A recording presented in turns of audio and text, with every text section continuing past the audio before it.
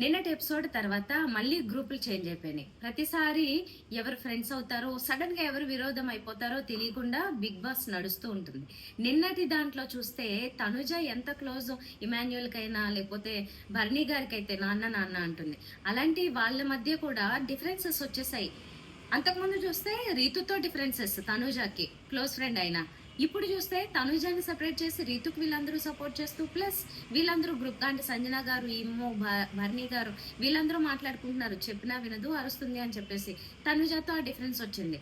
ఇంకా ప్లస్ ఇక్కడ గేమ్ అయితే అదిరిపోయింది. శ్రీజ చేసిన తన వ్యూహం ఏదుందో అది మొత్తం మార్చేసిందండి. బిగ్ బాస్ కే షాక్ నిజానికి.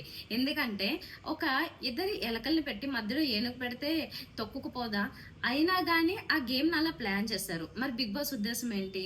సో దాన్ని ఎలా మార్చాలో శ్రీజ చాలా తెలివిగా ప్లాన్ చేసింది.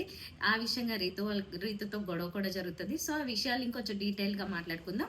ఈ గేమ్ ఏదైతే జరిగిందో అది మొత్తం కూడా నేను లైవ్ లో చూసాను. లైవ్ లో ఎంత పొడుగు జరిగింది, ఎవరెవరికి ఎలా ప్లానింగ్స్ మారిపోతూ వచ్చాయి అనేది మాట్లాడుకుందాం అన్నమాట. శ్రీజ ఎప్పుడు తన స్ట్రాటజీ మార్చేసింది అనేది, ప్లస్ తర్వాత ఎవరికి బాగా సపోర్ట్ చేశారు, అసలు ఈ గేమ్ మార్చేయడం వల్ల ఎవరి రాత మారిపోయింది అనేది కూడా మాట్లాడుకుందాం. ఎందుకంటే ఇక్కడ మెయిన్ గా ప్లస్ అవ్వాల్సింది ఇద్దరు అమ్మాయిలు, వాళ్ళిద్దరూ ఎవరో మాట్లాడదాం. సో ఓవరాల్ గా ఒక్కొక్కటి మాట్లాడుకుంటూ ఎపిసోడ్ రివ్యూతో పాటుగా లైవ్ లో ఏం జరిగిందో కూడా చెప్తాను.